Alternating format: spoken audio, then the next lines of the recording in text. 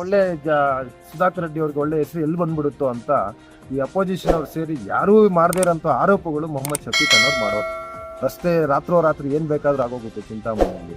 ಹೌದು, ರಾತ್ರೋರಾತ್ರಿಯಲ್ಲಿ ಕೆಲಸ ಮಾಡೋದ್ರಲ್ಲಿ ತಪ್ಪಿದೆಯಾ ಏನಾದ್ರು? ಅಂಬೇಡ್ಕರ್ ಪುತಾಲಿಯನ್ನು ತೆರವುಗೊಳಿಸಿದ್ದು ಜಿಲ್ಲಾಡಳಿತ, ನಗರಸಭೆ ಪೌರಾಯುಕ್ತರಲ್ಲ. ಇವತ್ತು ಆಜಾದ್ ಚೌಕ್ ಬಗ್ಗೆ, ರಥದ ಬಗ್ಗೆ ನೀವು 2-3 ಸತಿ ಪ್ರಸ್ತಾಪ ಮಾಡಬೇಕು. ತಾವೇ ತಮ್ಮ ಸ್ನೇಹಿತರ ಜೊತೆಯಲ್ಲೇ ಕುತ್ಕೊಂಡಾಗ ರಥದ ಬಗ್ಗೆ ಸುಧಾಕರ್ ರೆಡ್ಡಿ ಅವರ ಹಯಾಂನಲ್ಲಿ ರಥ ಇಟ್ಬಿಟ್ರು, ಶೆಡ್ ಹೊಡೆದ್ಬಿಟ್ರು ಅಂತ ಅಷ್ಟೆಲ್ಲ ಹೇಳಿದ್ರು.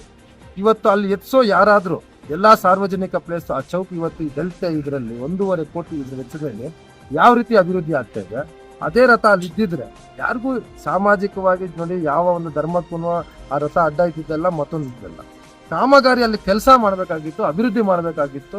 ಅಲ್ಲಿನ ಹರಿಹರ ದೇವಸ್ಥಾನದ ಎಲ್ಲಾ ಟ್ರಸ್ಟಿಗಳನ್ನ ಮಾತಾಡಿಕೊಂಡು ಬೆಳಗಿನ ಜಾವ ಯಾರಿಗೂ ತೊಂದರೆ ಇರಬಾರ್ದು, ಪಬ್ಲಿಕ್ ಇರುತ್ತಂತ ಬೆಳಗಿನ ಅದನ್ನ ರಥ ಶಿಫ್ಟ್ ಮಾಡಿದ್ರು. ಒಳ್ಳೆ ಅಲ್ಲೊಂದು ಒಂದು ಇದು ಮಾಡಿದ್ದಾರೆ, ಶೆಡ್ ಮಾಡಿದ್ದಾರೆ, ಅದಕ್ಕೊಂದು ರೂಮ್ ತರ ಅದನ್ನ ಒಂದು ಶೆಡ್ ತರ ಮಾಡಿ ಅದನ್ನ ರಥ ಶಿಫ್ಟ್ ಮಾಡಿದ್ದಾರೆ. ತಪ್ಪೇನಿದೆ ಅದರಲ್ಲಿ?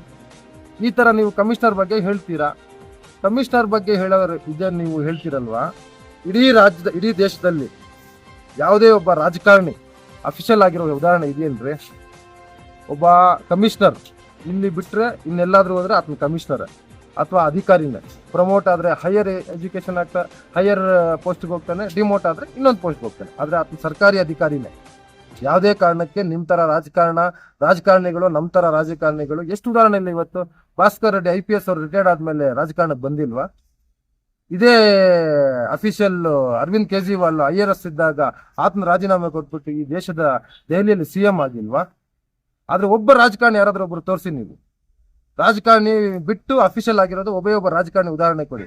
ಇವತ್ತು BJP ಅಣ್ಣಾಮಲೈ